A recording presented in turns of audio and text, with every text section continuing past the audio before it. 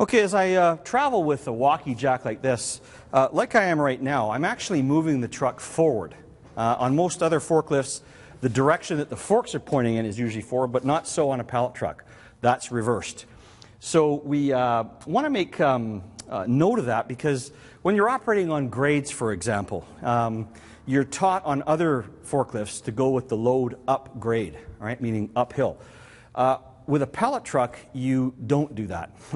You want to make sure that you are on the high side of that truck. If anything goes wrong, you don't want to be downgrade from the machine and have it roll into you, right? So it's kind of reversed on pallet trucks. Now, like I say, you can see just as I walk with this thing, wherever I go, it kind of follows if my hand's just on the tiller control. It's much easier to control it that way, right, even with a load on, than to try to drive it around this way.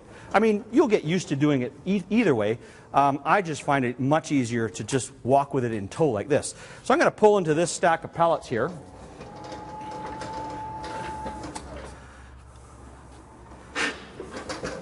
Okay, so I want to get kind of lined up with the center board of that pallet there, the bottom one here.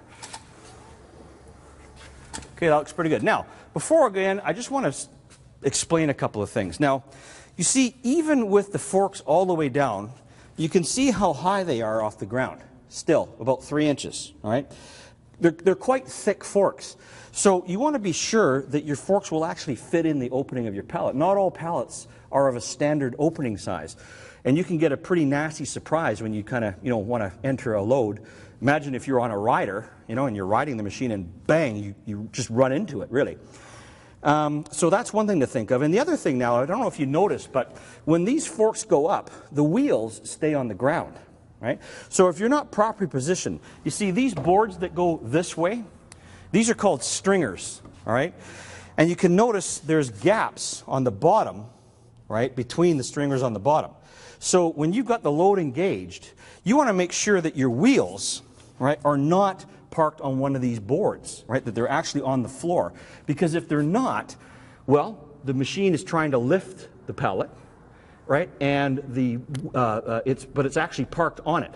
So it's going to tear it apart, right, just ruin your pallet, something that happens quite a lot. So let's just drive in here. We've got it lined up pretty good.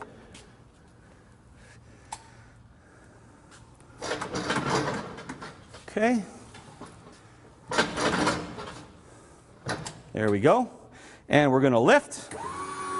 See, you can just feel it as it rolls over the stringers. You can feel those wheels, thumping along, and then you can tell. You'll acquire a feel for that. So you only need to lift it just enough to carry it, right? That's all we're doing. We're not stacking these things. We just need it enough to carry it. Check your clearance before you back up. Remember, you'll probably be in a very tight warehouse, and you want to make sure that you don't back yourself up into a rack or, something or someone, right? So we'll just back out of there. And again, we'll walk away using, letting the machine follow us. Okay, I'll just go right around here and it'll come back. Look where you're going. Watch out that you don't get in between any pinch points. All right, if it goes, just let off a bit if it's going a little too fast. See, you can slow right down. All right, so we'll just put it back where we got it here. I mean, it's easy to move a pallet in the middle of a floor. You're going to have probably racking to deal with. Okay, so we'll get it in position. Then, okay, again, check out. Just make sure we don't make ourselves walk in anything or hit anyone. And we're clear. And away we go.